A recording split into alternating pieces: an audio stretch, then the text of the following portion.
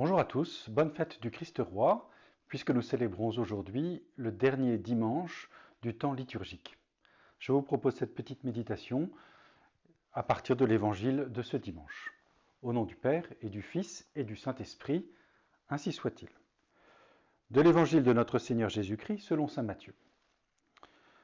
En ce temps-là, Jésus disait à ses disciples, quand le Fils de l'homme viendra dans sa gloire et tous les anges avec lui, alors il siégera sur son trône de gloire, toutes les nations seront rassemblées devant lui, il séparera les hommes les uns des autres. Alors le roi dira à ceux qui seront à sa droite, venez les bénis de mon Père, recevez en héritage le royaume préparé pour vous depuis la fondation du monde. Car j'avais faim et vous m'avez donné à manger, j'avais soif et vous m'avez donné à boire. J'étais un étranger et vous m'avez accueilli, j'étais nu et vous m'avez habillé, j'étais malade et vous m'avez visité, j'étais en prison et vous êtes venus jusqu'à moi. L'évangile de ce dimanche nous présente le Fils de l'homme, c'est-à-dire le Christ Jésus, comme un roi qui transmet l'héritage de son royaume à ceux pour qui il a été préparé depuis la fondation du monde. Qui sont ses héritiers? D'une part, il y a ceux que le Seigneur cite ici, les pauvres, les malheureux, ceux qui sont nus. Et d'autre part, il y a ceux qui agissent en leur faveur. Au premier, nous pouvons percevoir comment le Christ s'identifie à eux ou les identifie à lui. En effet, en se faisant homme, le Fils de Dieu a assumé toutes les pauvretés humaines jusqu'à la mort même et la mort sur la croix. Il s'est associé étroitement chacun d'entre nous dans tout ce qui constitue notre nature humaine.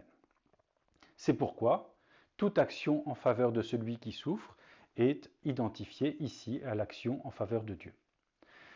Mais relevons un deuxième héritier de ce royaume, c'est celui qui se met au service du plus pauvre.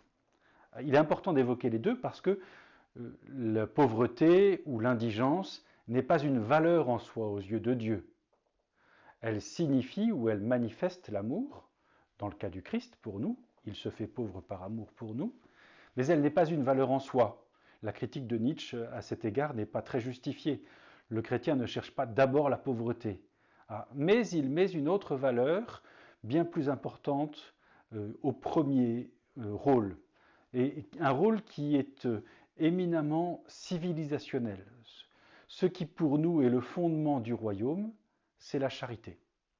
Et ce, dès avant la fondation du monde, autrement dit, le Seigneur nous dit que dans la création, dans les sociétés humaines, ce qui doit être premier, ce qui est la valeur fondamentale, qui est à l'origine de toute création et de toute civilisation, de toute nation, c'est l'attention aux plus pauvres et aux plus faibles, la nécessité de défendre la dignité inaliénable de chaque personne.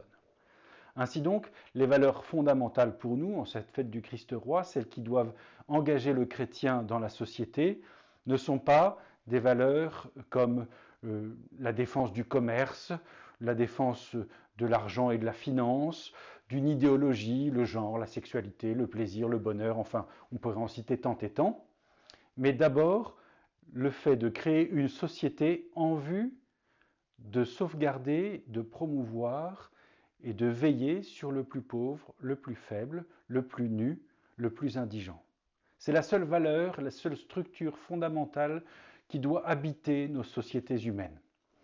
Alors que les chrétiens parfois se posent la question de savoir s'il faut encore s'engager dans ce monde, sous prétexte que le royaume de Dieu n'y serait pas, en réalité le Seigneur nous rappelle que nous chrétiens, nous devons agir profondément et ne pas avoir peur de promouvoir les valeurs authentiques, authentiquement à la hauteur de la dignité de la personne, que sont celles de l'Évangile.